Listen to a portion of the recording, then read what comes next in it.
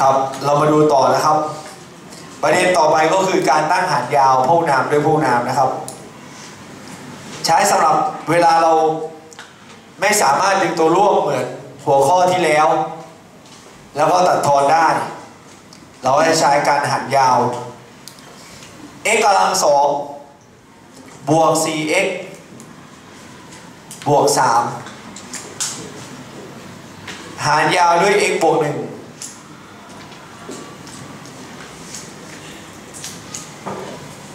กำลัง2หารด้วย x นะครับน้องครับวิธีการทำนะครับให้น้องเอาพจน์แรกของตัวตั้งไปหารด้วยพจน์แรกของตัวหาร x กำลัง2หารด้วย x นะครับ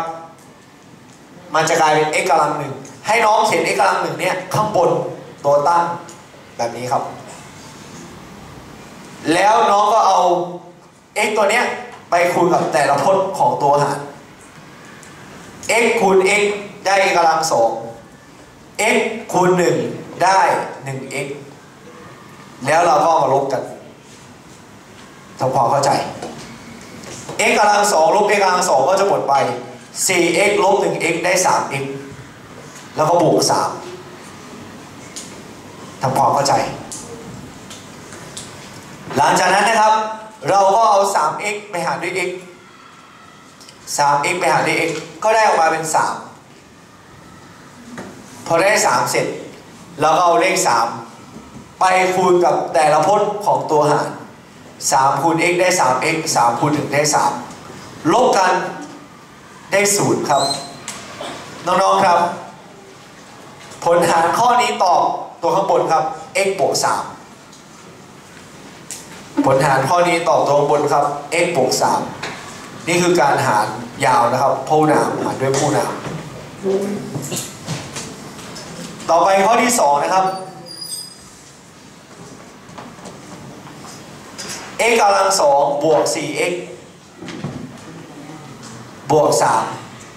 3หารด้วย x บวก1หารด้วย x บวก3ครับโทษทีปุ๊บตัวตั้งนี่เหมือนข้อ1เป๊ะเลยแต่ตัวหารเนี่ยมันคือผลหารของข้อที่1ถ้าเราทายเราแน่ตอบเป็นตัวหารของข้อแรกแน่เพราะตัวตั้งหารด้วยตัวหารเท่าผลหารตอนป.2 ถ้าเกิดเราเอาตัวตั้งไปหารด้วยผลหารมันจะเท่ากับตัวหารนี่ตัวตั้งนี่ผลหารเดี๋ยวมันน่าจะได้เท่าตัวหารแน่ x กำลัง2หารด้วย x พจน์แรกเอามาหารกันเหลือ x ใส่ x ไว้ข้างบนเอา x ที่ได้ไปคูณกับแต่ละพจน์ของตัวหาร x คูณ x ได้ x กำลัง2 x คูณ3ได้ 3x เอามาลบกัน 4x ลบด้วย 3x จะเหลือ 1x แล้วก็บวก3ทำความเข้าใจนะครับต่อไปนะครับน้องๆครับเอา x ไปหารด้วย x มันได้1ครับเอา1ไปคูณ x ได้ 1x 1ไปคูณ3ได้3ครับเอามาลบกันได้0คำตอบข้อนี้จริงด้วยครับมันจะเท่ากับผลหารของข้อแรกก็คือ x บวก1ครับตอบ x บวก1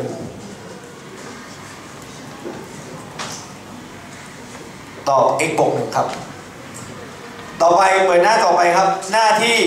28ข้อ3ครับ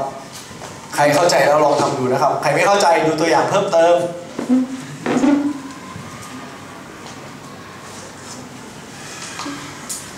หน้าที่8นะครับข้อ3หารยาวเหมือนเดิมตัวตั้งคือ x กำลัง2บวก 5x บวก6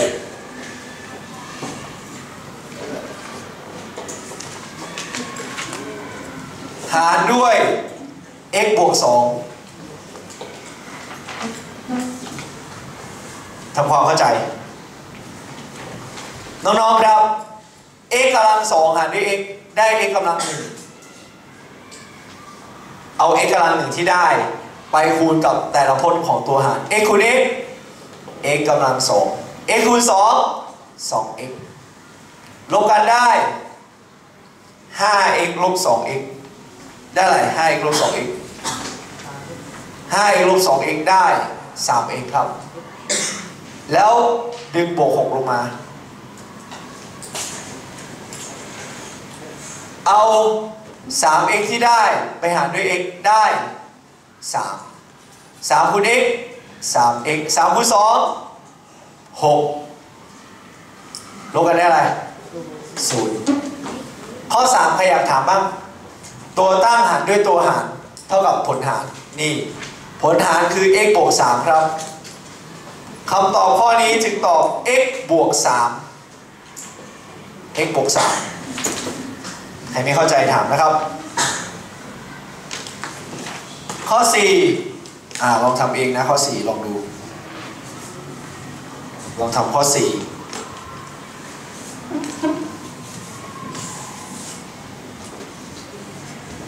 ข้อ5ข้อ6ลองทำดู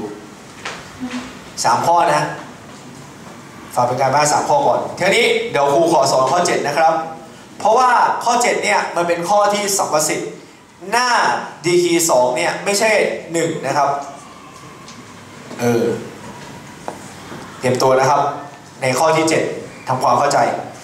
ตัวตั้งเนี่ยมันคือ 2a กำลัง2ครับบวก 9a บวก4ส่วนด้วย 2a บวก1ส่วนด้วย 2a บวก1ทำความเข้าใจครับน้องๆครับตัวนี้นะครับเอา 2a กำลัง2ไปหารด้วย 2a ได้ 1a ครับ 1a เอา 1a ที่ได้ไปคูณกับแต่ละพจน์ของตัวหารน้องๆครับ a คูณ 2a ได้อะไรครับ a คูณ 2a ได้ 2a กำลัง2 a คูณ1ได้อะไรครับ 1a เอามาลบกัน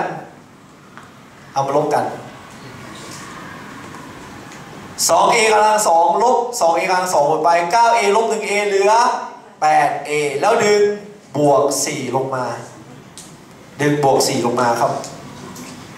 ทำความเข้าใจดึงบวก4ลงมาหลังจากนั้นนะครับเราก็เอาคำตอบที่ได้พจน์แรกก็คือ 8a เนี่ยครับไปหารด้วย 2a 8a เอาไปหารด้วย 2a จะเหลือ4ไม่มี a แล้วนี่ a กับ a ตัดกันละแล้วเราก็เอา4เนี่ยแจกเข้าไปครับมันจะกลายเป็น 8a บวก4ลบกันได้0ครับคำตอบข้อนี้คือ a บวก4ครับตอบ a บวก4ตอบ a บวก4ทำความเข้าใจข้อ8ลองฝึกนะเดี๋ยวคุยจะสอนข้อที่มันแปลกๆนะ8 9 10นี้ฝึกเองก่อนข้อที่แปลกๆนี้เป็นไงหรอคือ x มันไม่มี x กำลัง1เนี่ยหรือ x ไม่มีจะทำยังไงหรือ y ถ้ามันเป็น y เนี่ย y กำลัง1ไม่มีจะทำยังไงเอาเปิดหน้า29ครับ